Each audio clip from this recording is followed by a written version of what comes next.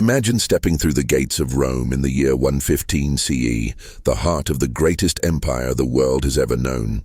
The streets thunder with a million voices, markets overflow with treasures from across continents, and marble monuments tower like mountains of stone. This is the age of Trajan, the Optimus Princeps, when Rome stood at its very peak, rich, powerful, and eternal.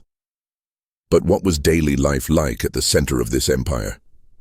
How did ordinary people live, work, and dream in the shadow of Rome's grandeur? Join us on a journey into the bustling markets, magnificent temples, and blood-soaked arenas of the eternal city. If you enjoy exploring history's hidden worlds, don't forget to like, share, and subscribe. Your support helps bring the past back to life. The year is 115 CE, and you are about to step into the beating heart of the Roman Empire, the city of Rome itself. Your journey begins at Ostia, the empire's great harbor at the mouth of the Tiber River. Ships from every corner of the known world crowd the docks. You see Egyptian grain ships with sails stretched wide, Greek traders unloading amphorae of olive oil, and merchants from the Far East carrying silks that shimmer like liquid light. The air is alive with the creak of wood, the shouts of sailors, and the smell of salt and spices mingling together. From Ostia, you follow the Via Ostiensis, the road leading to Rome. After a day's travel, the city appears on the horizon, a sea of rooftops and domes stretching farther than the eye can see. Marble glints in the sunlight. Aqueducts stride across the landscape like giant stone bridges, and columns rise like forests of stone. No city in the world can compare. At last you arrive at the Porta Ostiensis, one of the great gates in Rome's massive walls. Passing beneath its stone arch, you are swallowed by the sheer immensity of the city. The sound hits you first, the rhythmic clatter of sandals on cobblestones, the cries of street vendors, the clanging of blacksmiths hammering iron, and the chatter of thousands of people speaking in Latin, Greek, and countless dialects from across the empire. The streets are alive. A senator in a white toga with a purple stripe glides past, followed by slaves carrying scrolls and wax tablets. Children dart between the crowds, chasing each other while dodging carts pulled by donkeys. Bakers advertise fresh loaves of bread still warm from the ovens, their scent drifting into the air. Soldiers of the Praetorian Guard, tall and imposing, march past with polished armor gleaming in the sun. Everywhere, the wealth and diversity of Rome is on display. You pass a shop selling perfumes from Arabia, another offering exotic parrots from Africa, and even a fortune teller reading omens by the flight of birds. For a city of over 1 million people, Rome is not just the capital of an empire. It feels like the center of the world itself. And yet, amid the noise and spectacle, you notice the contrasts. A beggar kneels at the side of the road, hand outstretched, ignored by the wealthy who stride past. Children of the poor scavenge crusts of bread while aristocrats discuss politics and poetry. This is Rome, dazzling and brutal, glorious and harsh, a city where every class and culture collide. As you stand in the heart of the eternal city, one thought echoes in your mind. You are walking the same streets that lead to history itself. You have barely entered Rome when the noise of the markets pulls you in like a magnet. The eternal city is not only the seat of emperors and generals, it is also a colossal marketplace, a meeting point for every corner of the empire. The Forum Boarium, Rome's great cattle market, is the first stop. The air is thick with the smell of livestock and hay. Merchants bargain loudly over the price of oxen and sheep, while drovers prod their animals with sticks to keep them moving. The cries of animals mingle with the shouts of men striking deals. Here wealth is measured in hooves and hides, and fortunes can be made or lost in a single day. But the true wonder lies further ahead, in the Forum Romanum, the beating commercial heart of the city. As you step into its open square, the sight is overwhelming. Stalls and shops spill into the streets, every inch filled with goods. Traders shout in Latin, Greek, Aramaic, and Egyptian. It feels as if the whole world has gathered here. A vendor waves you over to a table stacked with spices from Arabia, cinnamon, cardamom, and pepper, their scents filling the air. Next to him, a Greek merchant displays bolts of fine silk from China, shimmering with colors that Rome's weavers cannot imitate. Another sells amber beads carried all the way from the distant forests of Germania. Beside them, Egyptian traders unload sacks of grain, the very lifeblood of Rome, feeding over 1 million mouths each day. Not all stalls gleam with luxury. A cobbler hunches over a pair of sandals, hammering nails into worn leather. A potter sells clay lamps carved with tiny designs. Street food sellers fry chickpeas in olive oil and hand out skewers of roasted meat. For the common citizen, this is Rome's daily rhythm, practical, noisy, and alive. The market is also where classes collide. A senator's servant haggles over olives, while just a few steps away, a freedman proudly sells wine from his vineyard. Wealthy matrons, veiled and escorted, purchase perfumes and jewelry, while beggars reach out for scraps. Soldiers fresh from campaigns barter for trinkets and souvenirs, their armor scratched, but their purses heavy with coin. And then there are the money changers, seated at wooden tables weighing silver denarii and exchanging foreign currency. Their scales clink and their fingers move quickly, for in Rome money never stops changing hands. What strikes you most is not just the goods, but the energy. Rome's markets hum like a living organism, a place where cultures blend, wealth circulates, and the empire itself reveals its true face. The silk, the spices, the grain, the gold, all roads truly do lead to Rome, and all roads eventually bring their treasures here. As you leave the forum, the roar of voices fades behind you. Yet one thought lingers. If the empire has a soul, perhaps it beats here in the chaos and commerce of its markets. As you leave the markets behind, the true majesty of Rome begins to rise before your eyes. The eternal city is not just a place of trade and people. It is a forest of stone and marble, built to awe anyone who sets foot within its walls. The streets open onto the Forum of Trajan, the newest jewel of the empire. Completed only a few years earlier, it is the grandest forum ever built, funded by the spoils of victory in Dacia. You step into a massive square lined with gleaming marble columns, the sunlight bouncing off their polished surfaces. At its center stands the towering Basilica Ulpia, its vast interior filled with rows of columns stretching toward the heavens. This basilica is not a church, but a place of law, business, and politics, a temple to Rome's order and power. Your eyes are drawn upward to the Trajan's column, spiraling high into the sky. Carved along its surface like an endless scroll of stone are scenes from Trajan's Dacian wars, soldiers crossing rivers, building forts, and clashing in battle. It is history made eternal, a story told not with words, but with chisel and marble. At its summit once stood a statue of Trajan himself, the emperor watching over his people. But the wonders do not end there.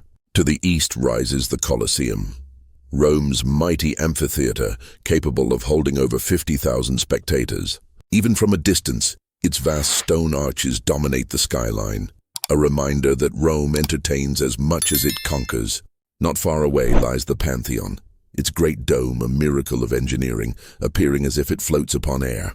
Inside, a single round opening in the roof, the oculus, allows sunlight to pour down like a beam from the gods themselves. Everywhere you turn, temples rise in dazzling numbers. The Temple of Jupiter. Optimus Maximus crowns the Capitoline Hill, its steps crowded with worshippers offering sacrifices.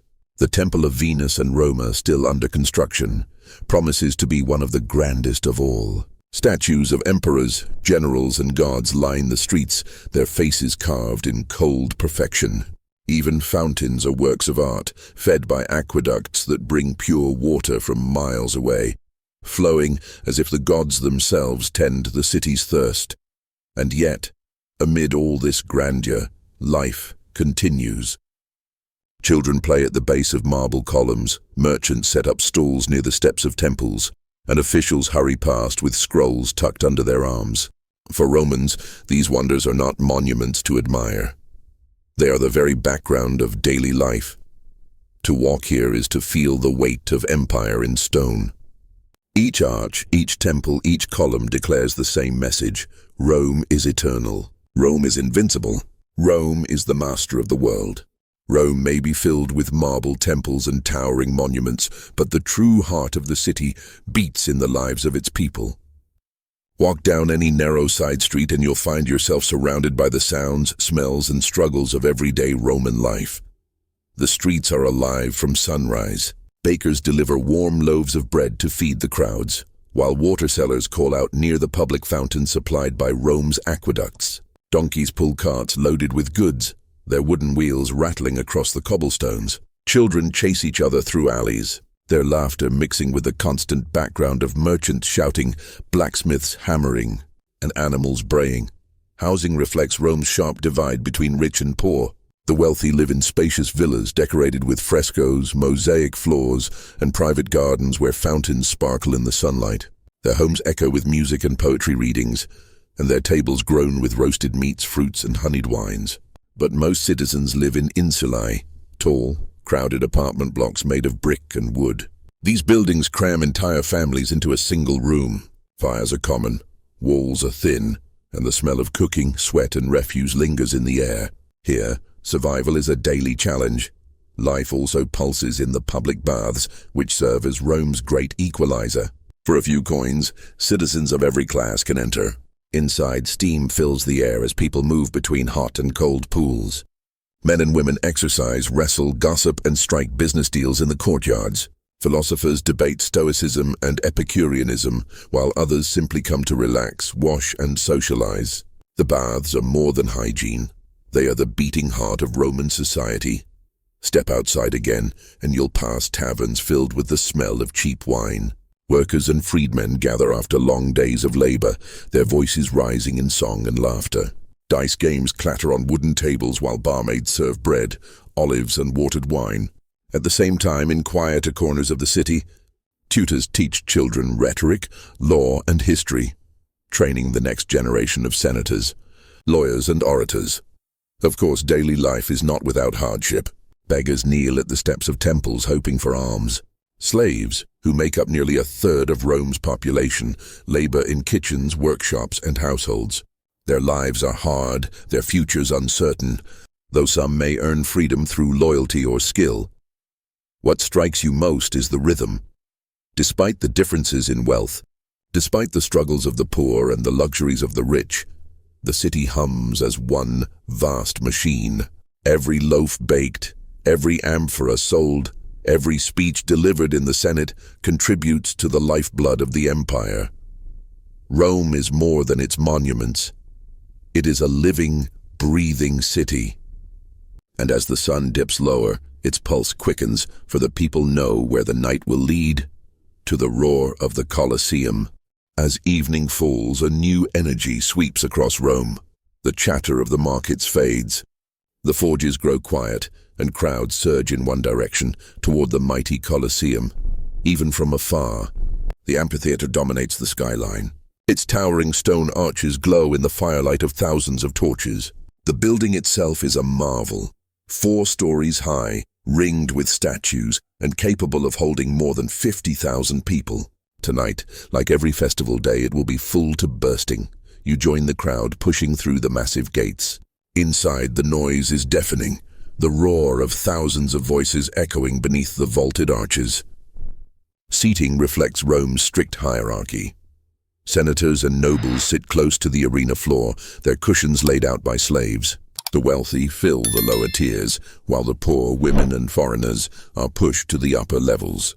The emperor's own box gleams at the center, draped in purple and gold. Then the spectacle begins. Trumpets blare, and the crowd erupts in cheers as gladiators march into the arena. Their armor gleams in the torchlight. Some carry short swords and shields, others tridents and nets, each ready to fight for honor, fame, or freedom. The first clash comes quickly. Blades strike shields, dust rises, and blood stains the sand. The people shout with every blow, their cries of "Habet! Habet! He's finished!" echoing across the arena. But the games are not only about gladiators. Between battles, exotic beasts are released. Lions from Africa, bears from the forests of Germania, even crocodiles dragged from the Nile. Hunters armed with spears and bows challenge them before the roaring crowd. Sometimes executions are staged as public lessons. Criminals, rebels, or slaves are thrown into the arena, their fate sealed for all to watch. And yet, for all its brutality, the games are also theater. Chariot races thunder in the Circus Maximus by day, but here in the Colosseum, the people see blood, courage, and drama played out before their eyes. For the masses, this is more than entertainment. It is the empire's promise. Bread for the stomach, games for the spirit. The message is clear. As long as Rome rules, the people will be fed and entertained. At the center of it all sits Emperor Trajan, hailed as Optimus Princeps, the best ruler. He watches calmly, a symbol of power and stability, while the crowd chants his name. Under his reign, Rome stretches farther than ever before, its borders secure, its people proud. As the final victor raises his bloodied sword to the sky and the crowd erupts in thunderous applause, you realize this is more than a show. The Colosseum is Rome itself, brutal, glorious, unstoppable. For tonight, the Eternal City proves once again why it calls itself Caput Mundi, the capital of the world.